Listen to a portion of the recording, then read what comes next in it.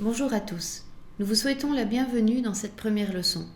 Ce cours sur les écoulements à surface libre constitue la première partie d'une suite de 2 cours dans le domaine de l'hydraulique fluviale. Nous allons commencer par évoquer ces rivières, belles, utiles et complexes, que nous étudierons dans cette série de cours. Depuis toujours, les rivières ont fasciné l'homme qui a essayé de les contrôler, de les maîtriser pour les utiliser à diverses fins, tout en s'avouant souvent impuissant devant leur complexité. La rivière, comme nous pourrons nous en rendre compte tout au long de ce cours, est comme un être vivant qui évolue sans cesse et ne se laisse pas si facilement dompter, au point de devenir parfois menaçante. Notre objectif dans cette première leçon est de vous faire prendre conscience des problématiques associées aux rivières. Après avoir décrit la diversité des rivières, nous en rappellerons l'utilité, mais également les risques qu'elles nous font parfois courir. Nous terminerons par un exemple haïtien qui nous a intrigués et que nous essaierons de comprendre. Mais je n'en dis pas plus ici. Commençons par évoquer la diversité des rivières. Les cours d'eau dans la nature présentent des formes et des dimensions variées, du lit en méandre de l'Oued-Sebou au Maroc au lit en tresse de la Djamouna au Bangladesh. Quand l'homme s'en mêle, les formes sont nettement plus simples, mais nous verrons que cette simplicité n'est qu'apparente. À l'état naturel, la rivière peut présenter des aspects très divers.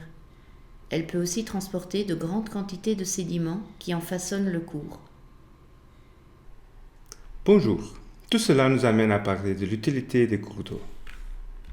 Il y a bien entendu l'irrigation, l'adduction d'eau potable, la production d'énergie hydroélectrique, qui représente environ 15% de la production mondiale, et le transport fluvial, souvent bien plus économique et écologique que tout autre mode de transport de marchandises. Mais la rivière est vivante et peut devenir hostile. Les crues et inondations nous rappellent qu'un quart de la population mondiale vit dans le lit majeur des rivières.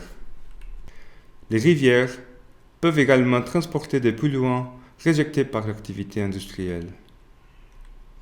Vivantes et en constante évolution morphologique, les rivières peuvent également devenir un obstacle à la mobilité. Bonjour à tous. En tant qu'enseignant à l'Université d'État d'Haïti, je vais avoir le plaisir de vous présenter certaines parties du cours, mais surtout d'illustrer celui-ci à travers des exemples de mon pays. Voyons où se situe Haïti.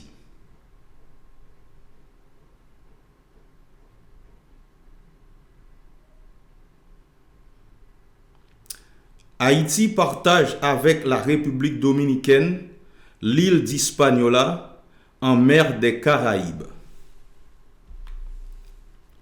Comme nous pouvons le voir, le pays n'est pas très étendu, 1/20 de la superficie de la France, mais sa population est très dense et concentrée dans les plaines, car le pays est très montagneux. Le caractère montagneux d'Haïti façonne d'ailleurs le réseau hydrographique. Les rivières présentent souvent des caractéristiques extrêmes, propices à des événements catastrophiques. La pluviométrie est à l'image du relief, très variable d'un endroit à l'autre et d'une saison à l'autre. Nous allons nous attacher plus spécialement à 4 sites représentatifs des différents types de rivières. Le premier site est celui de l'Artibonite, la seule vraie rivière de plaine de type fluvial du pays. Nous allons nous intéresser plus spécialement à un tronçon où une partie du débit de la rivière est captée vers des canaux d'irrigation. Nous voyons ici la tête de la prise d'eau qui alimente ces canaux d'irrigation dont nous voyons un exemple ici.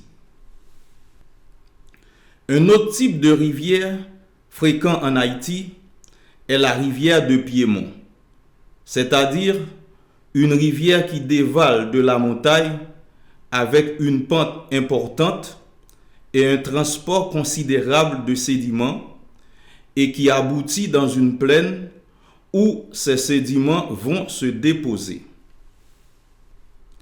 La rivière Grise, près de la capitale Port-au-Prince, est un exemple de ce type de rivière où les érosions et les dépôts de sédiments influencent beaucoup l'écoulement. Un troisième site qui retiendra notre attention est celui de la rivière de Cavaillon, moins influencé par le relief et le transport de sédiments, mais dont le cours est parfois instable et les crues fréquentes. Le dernier site est un peu particulier et je vais céder la parole à Yves Zek qui va vous expliquer pourquoi. En effet, ce site a une histoire. Il s'agit d'une rivière de haute montagne avec un régime très variable. Le débit est souvent quasi nul, mais il peut soudain gonfler de manière très importante en cas d'orage.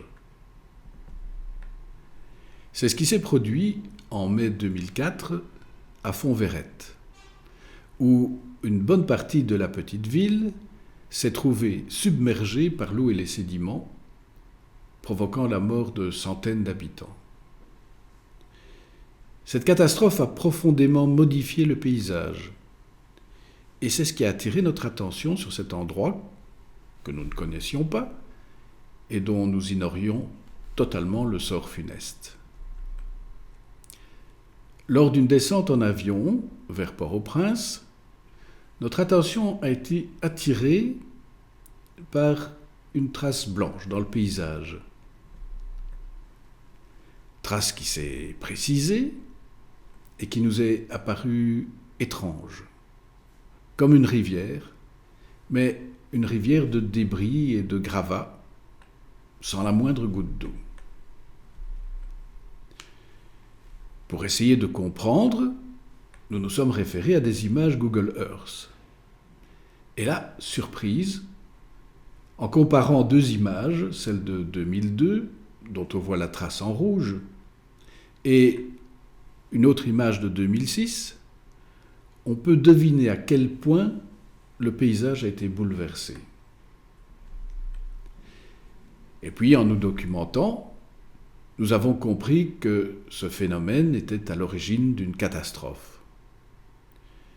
Catastrophe qui nous a touchés et que nous avons voulu essayer de comprendre. Et ce désir de comprendre nous a amenés tout naturellement aux grandes questions de l'hydraulique fluviale. Comprendre l'écoulement, comprendre le transport des sédiments. Et ce sera là précisément le fil conducteur de ce cours d'hydraulique fluviale. Quelles seront les notions que nous aborderons dans ce cours sur les écoulements à surface libre ? Nous commencerons par le modèle le plus simple, qui est celui de l'écoulement uniforme. Nous apprendrons ensuite à calculer une ligne d'eau dans des configurations de plus en plus complexes et plus proches de la réalité, en examinant notamment l'effet de singularité et d'obstacles. À l'issue de ce premier cours, vous pourrez continuer vos apprentissages avec le second cours qui porte plus spécifiquement sur les sédiments et la morphologie fluviale, ce qui vous permettra de répondre à l'ensemble des questions que nous avons évoquées dans cette introduction. Bon travail durant ces 4 semaines.